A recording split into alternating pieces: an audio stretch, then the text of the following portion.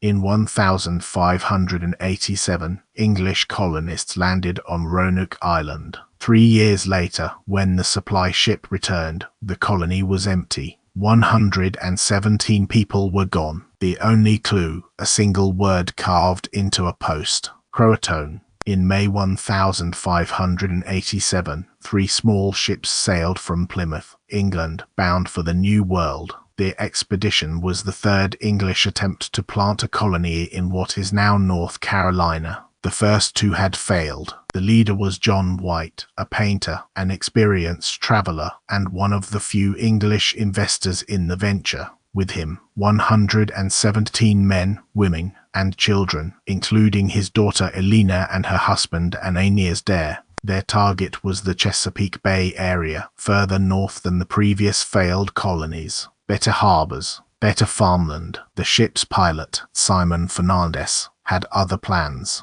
When the fleet reached the outer banks of North Carolina in late July, Fernandez refused to take the colonists further. He left them on Roanoke Island, the same site of the previous failed colony, and sailed for the Caribbean. They had no choice. They came ashore on Roanoke. They unpacked. They started rebuilding the abandoned earthworks of the previous expedition. On August 18, 1587, John White's daughter Eleanor gave birth to a girl. They named her Virginia Dare. She was the first English child born in the Americas. Within weeks of arrival, the colonists realized they were short of supplies. The growing season was almost over. Local Algonquin relations were strained, in part because a previous English expedition had killed a local leader. The colony needed reinforcement, food, and tools. The colonists asked John White to sail back to England personally to lobby for resupply. He resisted. His daughter and granddaughter were on the island, but eventually agreed. Before leaving, White and the colonists made an arrangement. If the colonists had to leave Roanoke, they would carve their destination on a tree or post. If they were leaving in distress, they would carve a Maltese cross next to the destination, a recognizable signal of trouble. White sailed for England in late August 1587. He arrived in November. He immediately began organizing a return voyage with supplies. White's return was delayed by events outside his control. In 1588, the Spanish Armada threatened England. Queen Elizabeth's government banned all seagoing ships from leaving English ports. Every vessel was needed for national defense. The ban specifically affected White's planned resupply mission. White did manage to charter 2 small vessels in 1588, but they were captured by French pirates in the Atlantic. His investment was lost. His daughter, his granddaughter, his son-in-law, and the 117 colonists remained on Roanoke without word from him for 3 years. Finally, in 1590, with the Armada threat passed and a new charter arranged, White sailed for the New World again. He arrived at Roanoke on August 18, 1590, Virginia Dare's 3rd birthday. The colony was empty. The houses had been dismantled. The fortifications had been disassembled and rebuilt into a different, taller defensive earthwork. Heavier items, chests, armor, books, had been buried, suggesting the colonists had thought they would return for them later. Some of the buried items had been dug up by raiding parties or looters since the colonists left. There was no sign of struggle, no bodies, no clothing scattered, no weapons. On a tree at the entrance to the colony, the letters *CRO* had been carved. On a wooden post nearby, the word *Croatoan* had been carved in full, in capital letters. No Maltese cross. The colonists had agreed to leave a destination if they had to leave the island, and a Maltese cross if they were leaving in distress. They had carved a destination, *Croatoan*, but no distress sign. Croatoan was an Algonquin island and tribe about 50 miles to the south. on what is today Hatteras Island.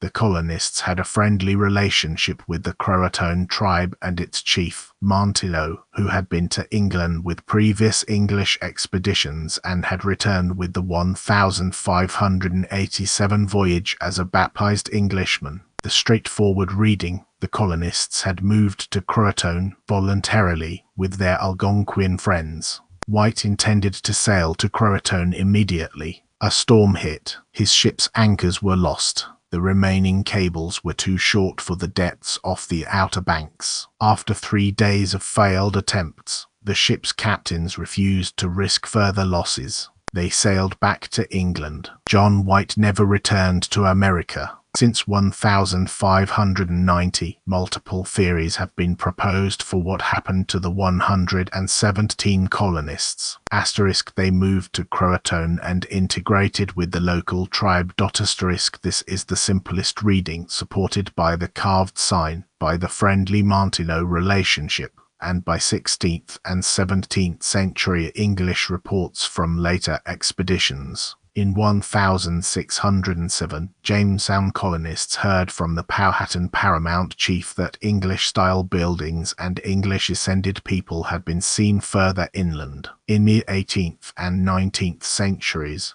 the Hatteras/Croatoan tribe held a documented oral tradition of English ancestry, and some of its members had grey-eyed and light-haired children noted in early American records. * They were killed by Powhatan or another inland tribe. * John Smith, writing from Jamestown in 1612, said Powhatan had told him personally that he had killed the survivors of an earlier English colony. The historicity is disputed. Smith's reports are not always reliable.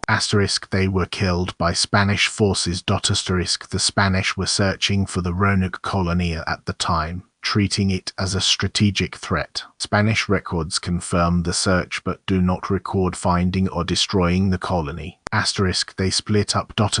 Some went south to Croatoan, others north to the Chesapeake, their original target. Either group could have died, integrated, or been killed. * They starved or died of disease. Plausible, but inconsistent with the absence of bodies, the dismantled not burned buildings, and the carved sign. Modern archaeology has provided some constraints. The first colony foundations *, site X * excavations near Bertie County, North Carolina, beginning in 2012, have produced 16th century English artifacts inland from Roanoke, consistent with at least some of the colonists having moved north. The Phelps Lab at East Carolina University has produced 16th century English material on Hatteras Island in a tribal Croatoan context, consistent with at least some of the colonists having moved south. Both findings are tentative. Neither is conclusive. Strip the popular embroidery, the *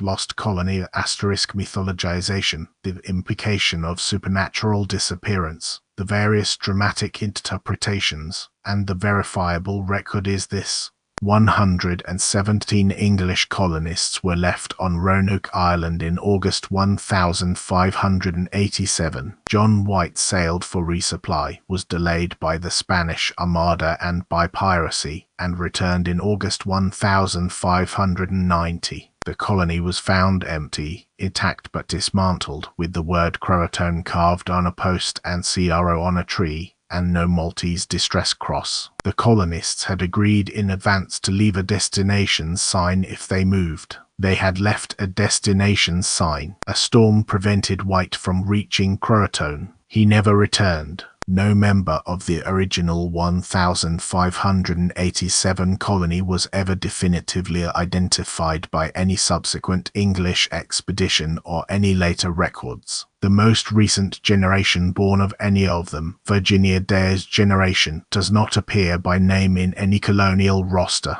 Two ongoing archaeological projects continue to investigate The first colony foundations *site X excavations in Bertie County on the Albemarle Sound have produced fragments of English 16th century pottery and what may be a small fortification 50 miles north-northwest of Roanoke. The Foundation interprets this as evidence that some of the colonists moved inland in that direction. The Croatoan Archaeological Society and the Phelps Lab at East Carolina University have excavated 16th century English material on Hatteras Island in a tribal Croatoan context. They interpret this as evidence that some of the colonists moved south, as the carved sign indicated. Both projects remain technically active. Neither has produced what would close the case: a coherent settlement site, a colonist's document, or a positively identified individual. The 1,587 Roanoke colonists are still missing. Virginia Dare, born on August 18, 1587, would be more than 438 years old today.